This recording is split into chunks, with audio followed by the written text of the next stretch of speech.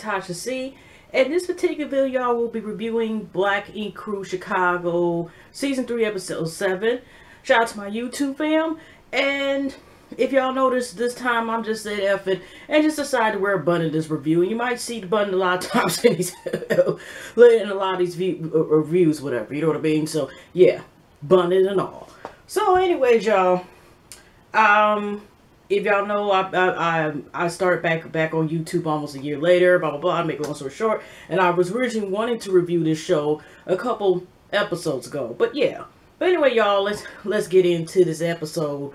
We're going to talk about the serious stuff first, where Charmaine's mother is still in town. You know, Charmaine lost her job at the radio station, whatever, and her mother's visiting, but then we also had early episode when they kind of went over to talk about the fight, but, they really just said about, okay, who Janae was with, and then it seemed like one thing Phor, they had one side, and it escalated, and then it was like, okay, back to business.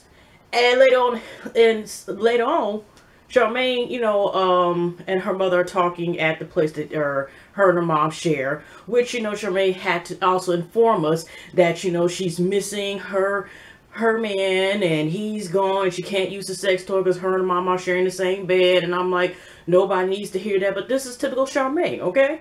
So she, you know, she talks to her mom, and her mom tells her about her condition where she's in stage 4. Now, honestly, y'all, I'm not gonna lie, I'm not gonna put anything bad out there. When I first heard about, you know, seeing the previews and seeing that she was talking about stage 4, I thought it was the big C, which is still, of course, she, you know, it is a major health issue, but at stage 4, like, she started to have kidney failure. You know, I guess she's had problems with her hypertension and some of the medication. Now she's in the process, like, she goes to stage 5, then she'll have to start having dialysis. And, you know, of course, Charmaine's devastated because, you know, this is her mom. You know, that is a serious situation, and you're scared. She's still at the point yet, you know, she hasn't, you know, gave her mom any grandbabies yet. You know, a lot of accomplishments, and she's just only 27 years old. And there's so much, you know, like, you know, you're scared about possibly losing the parents with your mom, you know. And I just, you know, it was kind of sad to watch. You know, I'm blessed that my mom is still living. But, you know, not to bring personal, but it's just like, you know, I never met my grandmother, her mom, because my mom lost both of her parents when she was 20 years old. So I never got a chance to meet or see her at all. So it's just like you're taking day by day, and you appreciate, you know, your parents being like, because, you know so many, I'm sorry, y'all, it's a rant, but, you know, there's some people where their parents, they have their parents both alive, whatever, and they don't have a good relationship, and it could be, you know, the kid's fault. I mean, not say the kid's fault as far as a child, but you have parents that don't have a connection or any relationship with their kids, and it's not a thing, adoption, nothing. It's just like you just appreciate who is in your life, and, you know, life is too short, you know what I mean? And there's some people, you know, my sister, you know, in her case, she lost her mother before she could remember, when she was a baby, when she was 2 years old. That's rest for life forever. But, you know, it's just knowing personally people who have lost mothers in high school. They lost 2 people I knew that lost their mother while we were in high school, you know. And so it's about, you know, appreciating who is in your life. Y'all appreciate your parents, and if y'all have a connection, if y'all can just try to make amends and stuff before that. And we're going to go to issue also with a Phor. And speaking of parents or lost time and not being able to unfortunately have a connection due to reasons, and sometimes it can be the parent that fades away and chooses not to be in the child's life. Okay, but yeah, so they decide, y'all, that they gonna go on the trampolines, and she, you know, they want to do a bucket list. Charmaine goes, and, you know, and stuff, and her mom cheering on like, there you go, baby, there you go. So as she get up there, put the chalk on her hands, you know what? I don't really feel like it. Yeah, you know what? I changed my mind, and we're gonna change it there. By the way, I know this is also another one. I'm not trying to be sad or anything, but it's been since 2012. I remember next door neighbor got arrested, so my neighbor, she was my child associate, you know, one of my child associates, and her mother passed away, you know, mine's around exactly like Christmas time. And she was just such a sweet woman. God rest her Mrs. Phillips. But like I said, let me get off of the sad, depressing stuff. And, but they go get matching tattoos. And I'm surprised that Charmaine's mom did not back out. And she gave an inspiration to, but, to Charmaine about, fulfilling, doing, what you do in life and go for it type of thing. And life's past, one of those encouraging speeches. And they get nice tattoos, like 3, matching tattoos, and there's 3 butterflies about to speak that Phor perform. And, that was dope. But the mom actually took the whole tattoo, and I was surprised. And also, we found out that Charmaine's mom, finds Van, was sexy, I guess, teddy bear. And also Phor, her friends, like Phor. So, well, okay then. So, we go to another scene. Ryan was pretty much in this, kind of like make a guest appearance in this episode, and so was really Van. We got a scene with him and Janae where Van looking like he got glasses and shade on, like he's been doing some private detective work and shit. Was about to exchange an envelope or who had the money, who went to somebody's house and shit. They meeting, like I said, usually me at the bridge, like something about to go down type of thing, and they, and Van still felt some type of way. He asked, basically was, his girl or ex-girl question mark, because we don't know what's going on.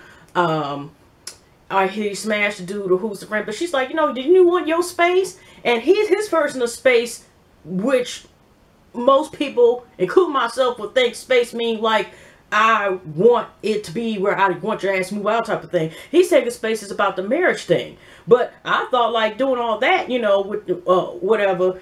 I thought like, what is he going to try to offer her a marriage proposal then? But even then, if he did it now, if he's generally not ready, then it wouldn't work anyway. Even if they got past the aisle, you know what I mean? And she's like, well, you want your space. I'm giving you your space, whatever, So she like deuces, and they kind of left off. But, she had to take off the shades. Like I said, he looking like he was about to be undercover or hidden behind the bushes of somebody's apartment or some shit. But, but they left it as that. Like, you want to give me, since you're about to give me something and you keep saying about space, I ain't giving you 12 feet and beyond, okay? I'm giving you past restraining order feet and beyond, okay? Since you want your space, there I go. So that's pretty much what it is. They're on different paths, whatever, and that just made me at the beat. Rand need to get, his need to be alone, basically, or get somebody who ain't too worried about like the commitment as far as marriage, or kind of, wants something on his same level, because she wants something else and different from him. It is what it is. But so after that, we get another scene, like I said, Phor with his mission of trying to find out. Wait a minute, let's get real quickly. We have Lynn, whatever her name. I'm gonna call her Miss L. I've gotten used to, Drew's current girlfriend or about to be girlfriend, whatever, right? Now she stays with her 2 cousins. 2 cousins don't like that she be always wasting and stuff like that, whatever, right? Lisa, Lynn, like I said, I'm just gonna call her Miss L. And so Cobra's like, I got 2-bedroom place. And then already the crew was already looking. I don't think Van was there at the time, but they already looking like, okay, somebody OCD got all this clean. She probably had. I'm surprised to have latex gloves on her while she was talking. Okay, that's how clean Cobra is. Okay, but there's nothing wrong with that neither. But Lynn, Miss L, disagrees, so she moves in and they have a little discussion. But first, even when Miss L come in, she has this lovely page. She's a dope artist, and she's already got to let us know that I like to pay people, I want to have sex on the rooftop and stuff. And, Cobra guy looks like she's interested, but so already Miss L is giving us like she's a very free, spiritual, sexual person, whatever. Then, Cobra shows a room and blah, blah, blah. Then they have this little talk. And, they have a talk about, wait a minute. Cobra asks Miss L, what between her and Drew. She said they're a committed relationship, and she just taking it one day by day or something like that. And then Cobra decides to say she was in a toxic relationship as well. Oh yes, no, Miss L was saying like he don't want to be committed and just over with for something like that. So Miss Cobra said that she came to Chi-Town, she was in a toxic relationship, and now she's gotten to the point now since she's left that she wants to give girls a try. Now, My bad, y'all. I forgot to erase some material I had on here. So I had insufficient space. So when I was talking, the camera was like, okay, I'm done. So I had to erase that. But yeah, going back to when he does his first piercing is actually not bad. But I thought they were going to do like, the usual, like they bend, what they're going to use, have a little bar on here. But she, it was a cute tattoo. I mean, no, not tattoo, piercing. So he did good. So we go to a later scene with him. Don is his wife, his lady, and she wants sex all the time now. Just like every time. He's sitting there with a bow tie with baby all on. And so since she's been home, she been wanting more sex. And I already was thinking, like, I don't recall, not like I need to know all their business or business period. But I don't recall that she's on any type of birth control, NuvaRing, Plan BG, birth control gummies, whatever the hell. And yeah, they don't exist, but I'm surprised they don't come out with that next. Birth control pills in the gummy form. How many people want to take that? But anyway, she is wanting sex all the time now. He working 2 jobs, and she's staying home with the babies. So I just already figured that, okay, she might send up somebody is going to be a pregnancy test very soon. And this is for seeing the preview, of next week. But anyways, he's like tired. He was about to take a break, probably take an Epsom salt bath and shit. And she like, no, you got to get to work. So he paused and he got on this little headlight thing. So he about to get in again, okay? So after that, now we have this other issue with Phor. That was the main issue about this so-called Janelle, this cousin thing. And Phor, after listening to Charmaine's mom, that well, it was also around the same time before he had the tattoo. He was thinking about this whole family thing, and I don't know if it was actually Charmaine's mom was in the picture. I know at least it was the crew, having a little talk. And, that's how Charmaine and Danielle had met, is through a mutual cousin as well. And they've been close ever since. Even though I thought their parents, based on season 2, I think, beginning of season 2, they knew each other's parents or something. I don't know, okay? But he can probably find out more about his family, even though Don, and he has every right to be suspicious. And, Phor's a little suspicious too, because it does seem a little bit like, somebody just took some information, is playing these games, and you're either trying to get either or all the above. Number one, you're trying to play like you the cousin, or if you are really the cousin, you're trying to probably get some time on TV, get some little clout. Or number two, also, A, B could be combined as well. You're trying to do some shicey stuff to pretend like, oh, I thought we were cousins, but I'm not. Can I have a shoulder to cry on, and and a bed so we can get it in or something and cry and run some game or something like that. No, but it just seems suspicious. Okay, so I guess Janelle, I forgot, she must, I know she lived in Illinois as well, but she almost lived near close near Indiana, based on Don goes with Phor to finally just go ahead and meet Janelle. Because, like I said, her mama supposedly is, I think it's Phor's dad's cousin, and they were supposed to meet up all together. Phor hasn't told his mama yet about he's been meeting this, with this meeting, whatever, or I don't think about her, period. And already, like I said, it seems suspicious, like Terremoto. Phor feels type of way like he wants to see the side of his dad's family and probably can get some closure and see the man he could have been if his dad would have been present, like get some background about his dad and so forth, whatever. So, yeah. So, they go over there. She already got whatever drinks ready. Look like they had some Popeyes. And he's like, oh, is your mom here? Oh, she's on her way. And then 30 minutes go past by. And he's like, well, did you know your mom was coming? Yeah, hold on just a second. Then she's calling a number, and it purposely goes straight to voicemail. So it could have been anybody's number she called. She could have had her free damn a phone and shit, Obama phone, and sat there and purposely had it ring and had it on silent and shit, because knowing that they were going to ask that. Okay? So, after that, y'all, he gets suspicious. He was like, well, is she on her way? I thought she was on her way coming there. They question or whatever, right? And she's like, well, yeah, she's, she is showing her way. And then Phor was like, I thought you said y'all live, what I'm saying? Like, y'all live, together. No, we don't. Red flag number 5, because already she came with 4 the first time she brought her ass over there. Okay, so now all of a sudden she gets this text message, which is probably her Google Voice number or some shit, or somebody supposedly that or spook of a text message where we just had somebody call her Q, claims that her mother said that she wasn't going to be able to do it. And Phor already feels type of like I already been through this. My whole dad has done this. I'm not about to go through this no more. Thanks for the chicken, but we about to go and whatever. And she's trying to pretend, yeah, I do have receipts and blah blah blah and proof. But there is still no proof, you know. Then she's kept, like I said, in between before Phor and Don decided to leave. She was all saying like, you know, I can't give you answers that my mom could give me, blah blah blah. Well, that's the case. Then y'all could have like went on Skype or some shit or FaceTime. Y'all got iPhones or something and had her talked to his mom then, even if she didn't meet face to face. But it's like I said, it's something snakish about her agenda in the first place. You have no choice but to think that. So like, whatever. So we got later on the scene, they about to, you know, they're doing the, like this lunch program that's for homeless people where, you know, you get a bag of lunch and it's where they're making fines. You got Ryan, got all the crew up there making sandwiches, and this cute little girl, some cute little kids, some other cute little kids just up there helping with the sandwiches, okay? They get that out the way, okay, which I'm glad, because the previous show, like Nikki and Janelle, the cousin, okay? Hey, by the way, before we go to this last scene, why the heck did Charmaine say this?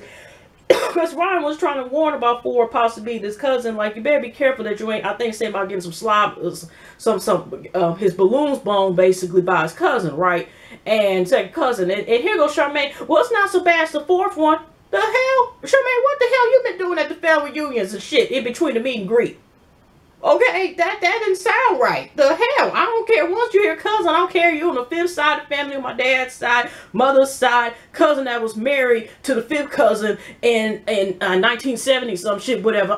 Once I hear cousin, my blood, that's good. Okay, nah, we all right. Dab. Okay, I never had none of those type of situations and stuff, but you know, I'm just saying.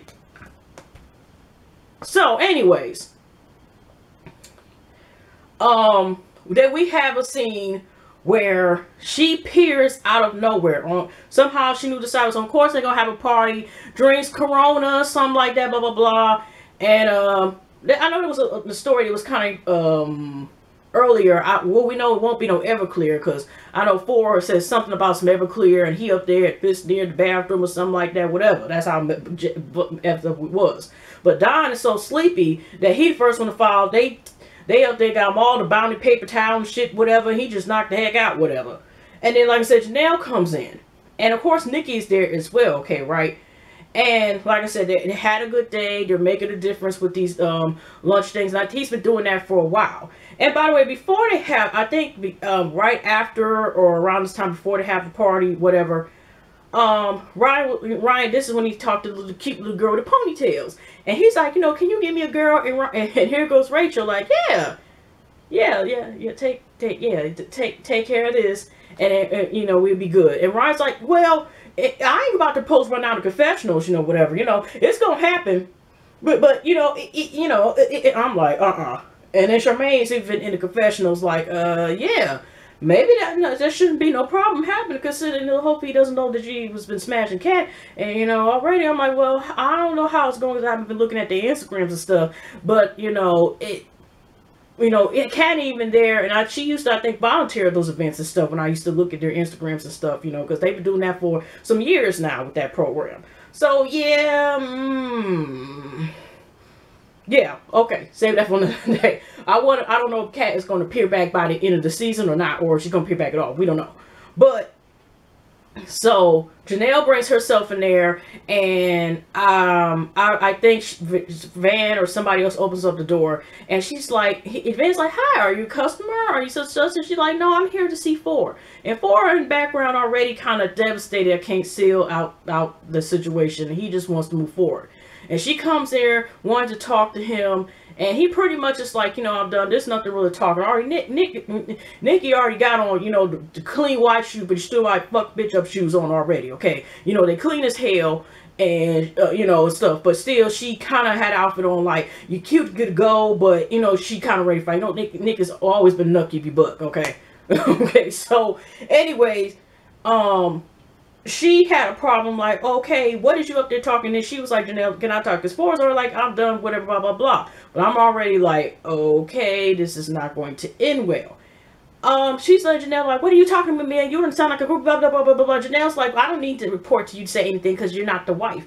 But at the same time, which is true, but even if it was wife, you're still trying to do some shicey stuff. It should have been like, once Phor said I didn't want to talk to her anymore, especially if she came out of nowhere.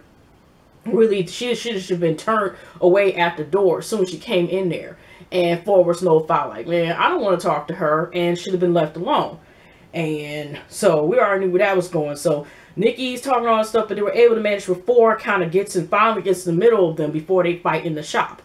And he feels type of way. So Nikki, I think, you know, Phor takes Nikki out the front door, and Don's like, you gotta go. So he takes in the back door, which I'm like, okay, this is gonna lead, they're gonna clash in the parking lot. We see now. So Nikki, I thought Don or Phor was gonna stay with Nikki and talk to her, whatever, right? And then he like, you know what, I'm about to walk down the street. He already just kind of just having a flashback of like basically being misled and feeling the same way again, where he just again does not have any closure, so to speak, and feels again abandoned by his dad as somebody playing games with a sensitive situation, okay? And then Nikki goes to where Janelle's car is, which Janelle is still standing there. Like, I don't know, maybe she was waiting for Phor to possibly come back and try to talk to him again about these invisible proof that, oh, he's going to get the receipts, oh, he's going to get everything, just like she was saying in 9 Mag. And then all of a sudden, y'all, Nikki was like, you know, I'm about to beat you at because, you know, it's going back and forth. They already started getting into it in the shop. So basically, but she did keep her promise. I will give her that. She was going to take off her lace front wig. So, you know, of course, there was a block from her able to really get to Janelle. We didn't get a chance to see Janelle do because she did take off that lace wig and she did have a wig cap.